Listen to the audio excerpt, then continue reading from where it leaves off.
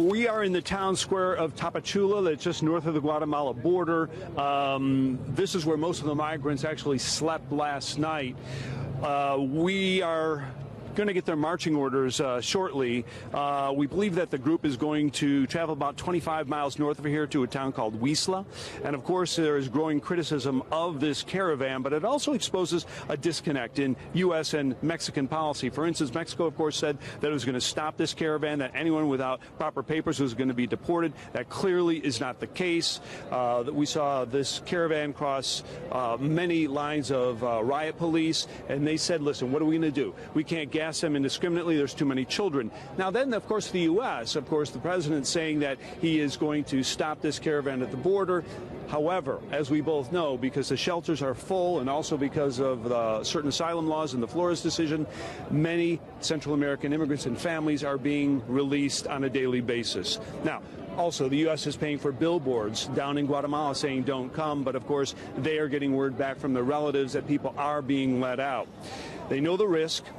And they know that the Border Patrol is there, but they also know that they can't stop everybody. I don't know if we're gonna apply for asylum. That depends if we can get there first. But my dream is get through the border if we could. If we can't, we're gonna have to cross the river some way somehow. So this caravan started with about 3,000 people, then it went to 6, and now reports we're getting from the Interior Minister, and this morning it's over 7,000, Bill, of Hondurans, Guatemalans, and some Mexicans. Bill? It is a long way to the U.S. from where they are. Does this caravan plan on making it hundreds of miles to Mexico, William? Well, what we believe is going to occur and what they say is going to likely happen is there are some buses that they're going to try to get on their way up to, we believe now, Tijuana, which is what we were told today, not the Rio Grande Valley. Also, of course, there's the train. Some will take the train. They are fearful, however, that Mexico will try to divide them and deport them individually. That's why they want to stay together as much as they can as a caravan.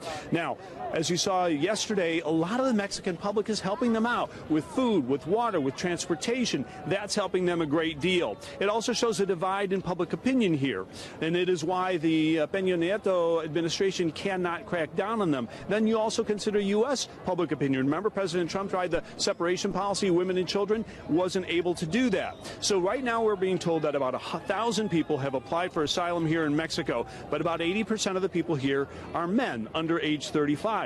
They're going to have to try to cross illegally, which of course is why the president says he might call up the military. Now, the big test is going to come, Bill, on this asylum law, this new deal that John Roberts reported on last week about Mexico. Number one, being able to deport them to Mexico, not to their home country. And secondly, if you don't apply for asylum first in Mexico, you can't get into the United States, women and children. That will be the big test. Back to you. It's a campaign issue, too. Thank you, William Lajeunesse, live there in southern Mexico.